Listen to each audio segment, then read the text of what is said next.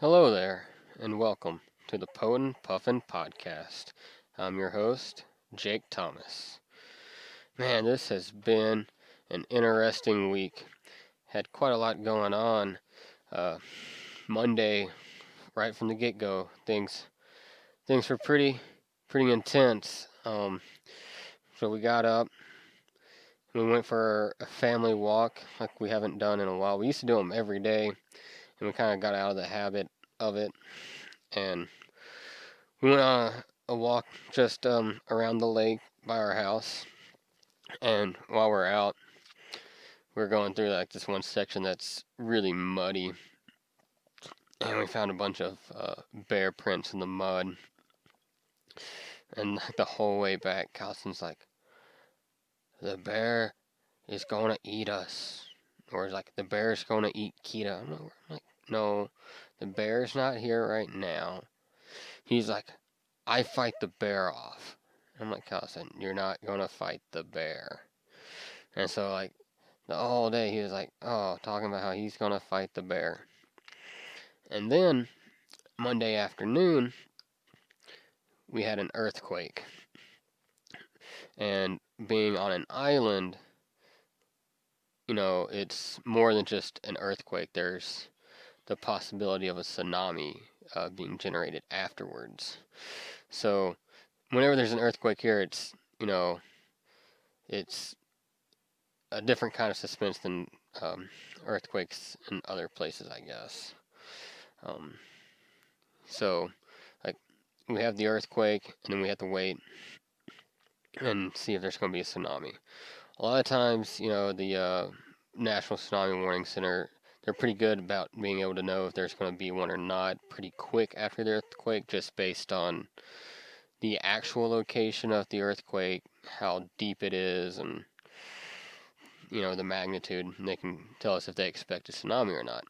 And well, with Mondays, it was a 7.4, and I think it was about 500 miles west of Kodiak, roughly, I want to say. And so it's fairly close, and being that magnitude, there could be a tsunami. And so we had to go into tsunami mode. Luckily for us, our house is high enough up that we don't have to really worry about it.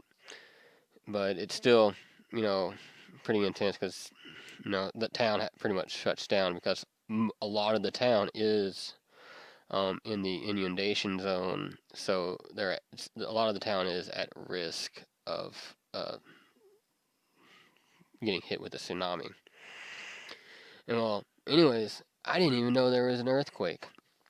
So when it happened, I was actually on the phone with um, my counselor, or not the counselor I normally see, but one that I'm just seeing temporarily until they can get me back in with the one I used to see.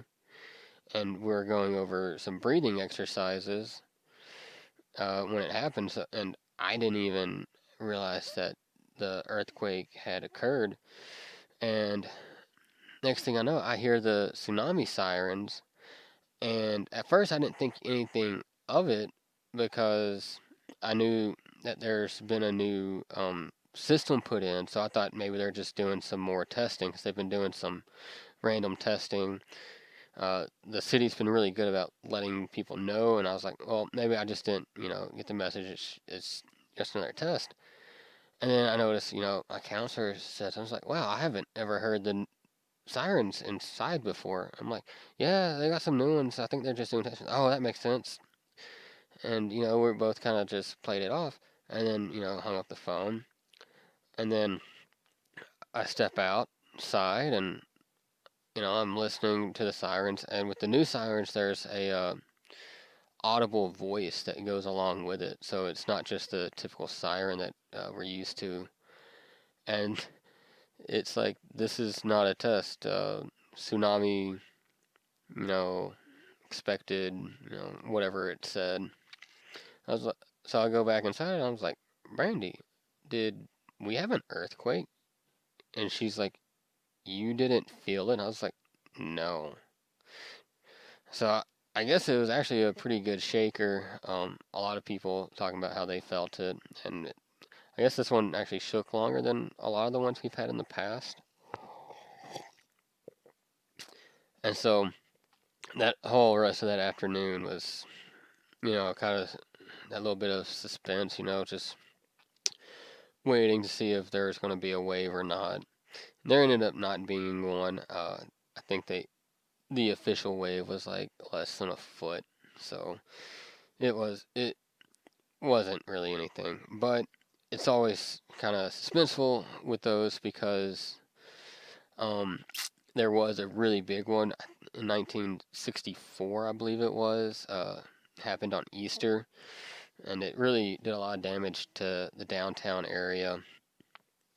And according to some of the studies that I've seen, Kodiak is actually somewhere in the area of like, I think it's like 25, 30 about years overdue for another large one like that.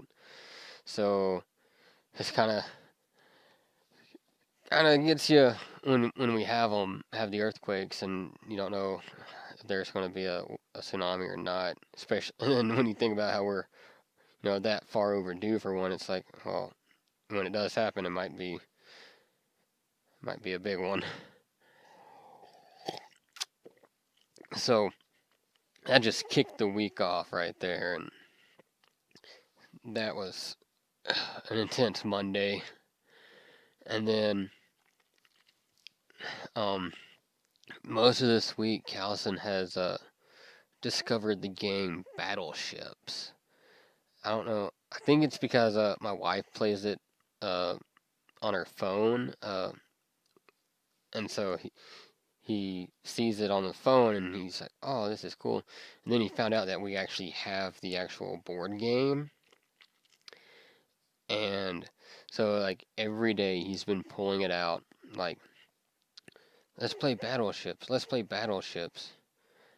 And so we've been playing a lot of Battleships. He doesn't quite grasp the concept of it. He just kind of gets the red pegs and he just runs over and he's like, and he actually throws the pegs at your ships and he's like, "I hit it," or "I missed it." I'm like, that's not quite how it works, kid, but that's what he thinks you do. And, he's only 4, so I'll let him go a little longer if we're actually teaching him how to play. And then last night, he's been all rowdy, and so I was like, "Alright, we're gonna try something different." And I pulled out uh, the original PlayStation and brought up Crash Bandicoot, and he was all about Crash Bandicoot for about 5 minutes. He's all watching it, but like 5 minutes afterwards, he's like, "I'm done with this game." And then he just went through and like my whole like PS1 game collection. He would just like keep switching games and just like watch the startup screen and then switch the games. And I was like, well, if you're not gonna play it, at least you're figuring out how it works, which is, I think, is pretty cool. And a 4-year-old's figuring out how to work an old PlayStation. I mean, he can work our Xbox One like it's nothing. He knows how to get to all the different, streaming apps with it. He doesn't play games on it. I hardly play games on it anymore. Wish I could play some more. I still need to play Fallen Order. This new Star Wars game that came out last year. That's like the top game on my list to play next. Yeah, I need to get back into the Xbox and PlayStations, but that'll come eventually. I think once Kalsin gets a little bit bigger and starts getting into playing video games himself, I'll be able to get back into it. So yeah. Oh, and Halloween is a week away. Excited for some Halloween. Kalsin has 3 costumes this year. he doesn't ever decide on just one thing to be. So I think we're going to do like last year, where each event we go to, he switches costumes. So I know he has the red Mighty Morphin Power Ranger costume. I think he's probably going to use that for the downtown trick-or-treating. I'm so happy the city is still going to be putting that on this year. That's always fun, especially for the little kids. And then I think we might go to a couple neighborhoods and walk around. I think he's going to probably switch to probably his Venom costume for that. Yeah, he's excited because my sister-in-law brought home a Venom costume, and yeah, he's disappointed because like we washed it before we let him wear it, and he's all like, kind of worried that the dryer is going to mess it up because it has like those fake muscles in it, and then, like after it got done drying, he's like, "Oh, the dryer didn't tear up the muscles," and so yeah, and then he wore it for like a day straight, day and a half, and he's like standing in the window with the window open. Nothing out there, but he thinks there's a bear out there for whatever reason. He thinks there's a bear outside, and he's like, "I scared the bear away with my venom muscles." And I'm like, man, this kid, I don't know where he gets this stuff, but it's funny. And yeah. And then he also has just like a skeleton costume. He calls it his spooky skeleton. And he like puts it on and he like dances. I'm like, okay, kid, I don't know why you're dancing in a skeleton costume, but you know what? That's cool. You're doing it. It's cool. And yeah. So Halloween. So me and my wife, we don't know what we're gonna be yet. She put up on Facebook the other day. She was like, "Need ideas for couples costumes," and people are commenting. And I I put on there. I was like, we should do Gambit and Rogue because those are my two favorite X-Men. And she's like, "I don't know who they are." I was like, "What?" And then like I told her, I was like, "Oh, man, it would be really easy to just do without having to really buy anything. Um, just very little would have to be bought. Probably get at a thrift store."